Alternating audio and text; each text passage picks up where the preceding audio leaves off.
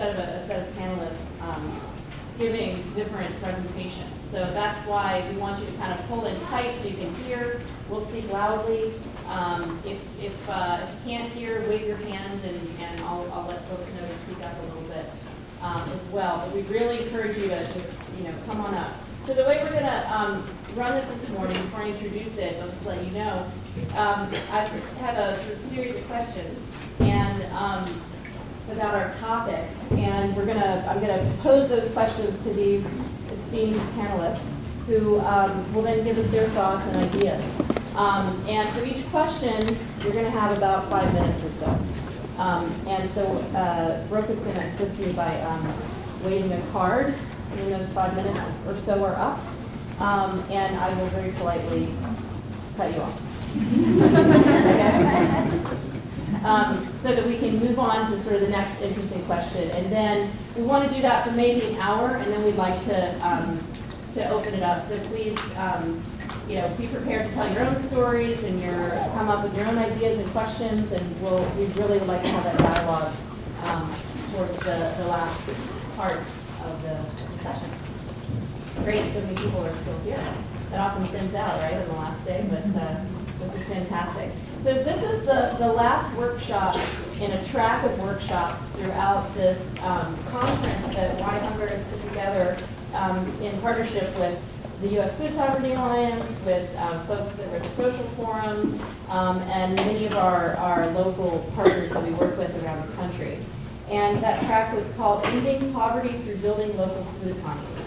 And this morning, we're going to focus on building local food as it relates to all the various kinds of work and projects that we're doing to build a local food economy, a local and just food economy. So our focus today is on building local power. I'm going to introduce briefly everybody and let you know kind of what lens they're going to be focusing on as they respond to the questions. So can you stand up? This is Edwin Marti. He's with the Jones Valley Urban Farm in Birmingham, Alabama. And he's been doing some really cool work around community asset mapping and also a Growing Together replication program, which is what he will be addressing in his comments. Dorothy Brady Scarborough is from MEGA, Mississippians Engaging in Greener Agriculture. And as you described it to me earlier this morning, it's about mega farmers, mega food, and mega bucks.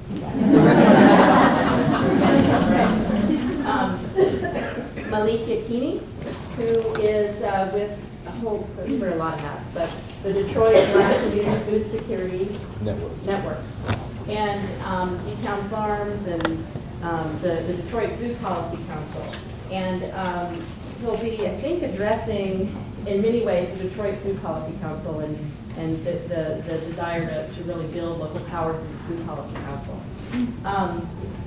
Ken Meter, who is from Crossroads Resources Inc., the Crossroads Resources Center in Minneapolis, who's done, probably many of you know, he's done a tremendous amount of research on local economies and really uses a wonderful social justice lens on his very astute economic analysis of local food systems. So we'll benefit from his perspective as well. I'm Allison Cohen. I'm the Director of Programs for Why Hunger. It used to be Why World Hunger Year. And about 2 years ago, we changed our name to Why Hunger for a lot of reasons. But principally because World Hunger Year kind of, got tired of explaining what it meant. Why Hunger is like more succinct and kind of gets right to the point of what we do and who we are. We cast ourselves as a grassroots support organization, and we provide that support in a whole variety of ways. Some of the things that we've been working on recently and really trying to build, and I might put Lori on the spot and ask her to speak to it just a little bit, and Brooke as well, both of whom work for the Grassroots Action Network at Why Hunger. But some of the things we've been focusing on is really trying to understand what it means to be a grassroots support organization, which, as opposed to an organization that is, we're an organization that we're in New York City. We don't have field staff. We don't intend to have field staff. We don't want to grow a really big program, but we want to be able to provide support to grassroots organizations in a way that builds the movement. And so part of what we've been focusing on recently is the idea of the public narrative and how important contributing to the public narrative is to building a social movement, so that people see themselves in that public narrative. So Brooke, do you want to speak just for 1 minute about the Grassroots Action Network and kind of the storytelling piece? And then Lori, would you mind just speaking quickly about Connect? Great. So, hi, I'm Brooke Smith, and I'm the director of the Grassroots Action Network at Y Hunter. And a big, sort of a new focus that we're thinking about, which is a little ironic to say it that way because it's probably the oldest thing we've got in our culture, is storytelling. And thinking about how do we tell the story of what's going on. For me, it's at a national level. That's what our department focuses on. And really, even more importantly than that, at a really local level. Because the power of sort of what's going on at this local level is so tremendous, but it's only as useful to us as a nation as much as we are aware of what's actually happening. And you can only use it in your own local community as effectively as the amount of knowledge that you have about what's going on in other local areas. So we've been working on building into our grants and into our projects this concept of how do you tell the story of what these folks are doing, and more importantly, how can they tell their own story about what they're doing. So a lot of our capacity building work moving forward has been giving the tools of storytelling, layering in this concept of how to document, how to tell the story of the work that they're doing, whether that be developing the farmers markets or developing the school programs or growing the farmers and building the urban farms. That stuff is all, as you all know, so visually and narratively impactful and motivating and inspiring. And so you can look for us out there. We've already started. We did a project across the country called Breaking Through Concrete about actually with Edwin and a group of journalists working on telling the story of urban farming in America today. And we're going to be working on telling the story of some of our food deserts, eliminating food deserts work. We're working on telling the story of the DOJ antitrust hearings. So a lot of the stuff that we're involved in, trying to think of a way to get it back out to you all and then back out to the communities that you interact with. Really excited about any ideas you might have about it, and doing some multimedia, some photography, some capturing of narrative work, and look for our website, which I'll sort of pass it off to Lori to talk about as a platform to share it with you all. Lori, before you get started, could you raise your hand if you have an empty seat next to you? There are some folks standing in the back. And feel free to come on up. Okay, thanks. Okay, Lori. So as Brooke was saying, Connect is really going to be a platform to start developing an online community where a lot of the stories about the grassroots folks that are out there that we're helping to bring to the surface to get more publicity and for people to learn about them can be channeled through this platform. So it'll be a way for people to hear each other's stories, to share stories with each other, and also connect, which is what it's called that. We right now are beginning with kind of a basic platform just to get feedback from folks. So we're going to start out with like a blog, just for people to be able to share stories, for us to learn about you, for you to learn about us. And then we would like to get your feedback on what you would like to see this Connect be. So ideally, we would like to have an interactive map on there where folks can go, you can plot yourself on that map, other people can see where you are, people can look like within their city, within their region to see who else is doing this kind of work, and be able to reach out to them directly and connect with each other.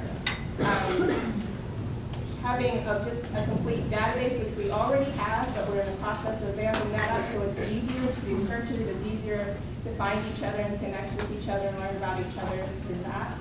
And again, we're just, especially through the blog, as we're just launching this, we would really encourage all of you to check it out, let us know what it is you're seeing, what you like, what you would like to see, and what you would change, because that's what we're here for. We're here really to support all of the folks in this room and in the grassroots and food sovereignty movement. Thank you. So that's just a little bit about Why Hunger and where we're headed in some new directions. And we brought materials. They're in the back. Oh, you passed me on already. Okay, so you have a sense of some of the other things that we're involved in as well. And we encourage you to come to the table one last time before we shut it down. Okay, so let's move on to our topic of building local power. And the first thing I want to ask everyone to speak to is, and if you could, through a personal experience or a story of some kind from your own community, what is authentic local power? What does that look like? How do you know when you've got it? Who would like to go first? Malik? Okay, you might need to stand up. I sort of hoping you wouldn't have to, but. Good morning, how's everyone doing? More chairs over here for you guys. I want to bring you greetings from Detroit.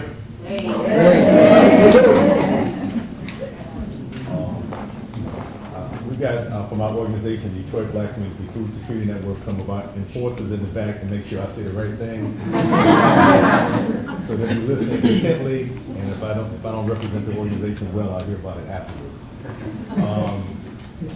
Authentic local power is the question.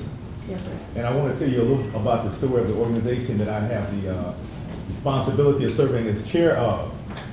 And it's called the Detroit Black Community Food Security Network. We started in 2006.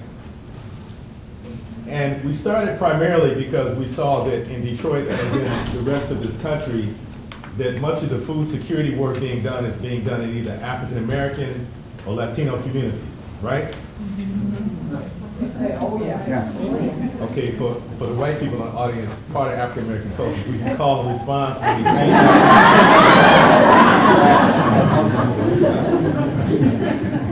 So it's very difficult for me to talk at you. So even if you disagree, if you're gonna throw something at me or something, give me some kind of feedback. Is that a true statement? Yes, it is a true statement. And this is not an attack on anybody in the room, okay? But many of the people doing the work are white people, and particularly young white women, right? And with good intentions, though. Let me say that. You know, people who have golden intentions and who want to make things better. But we have a problem because those young white people often come into African American and Latino communities and have not divested themselves of the vestiges of white supremacist thinking. And when I say white supremacist thinking, I don't mean like the Klan, not that type of white supremacist thinking. But really the reality is that because of the movement of Europeans out of Europe into the rest of the world, and the move over the last several hundred years of Europeans to colonize other people's land, and in the case of most African American people, to actually steal people from West Africa and bring them here to serve as enslaved persons on plantations throughout the Western Hemisphere, we have this serious imbalance of power where essentially white people are controlling the world. Right? Right. Don't be scared now. So we see this imbalance. And in Detroit, which is a city that is at least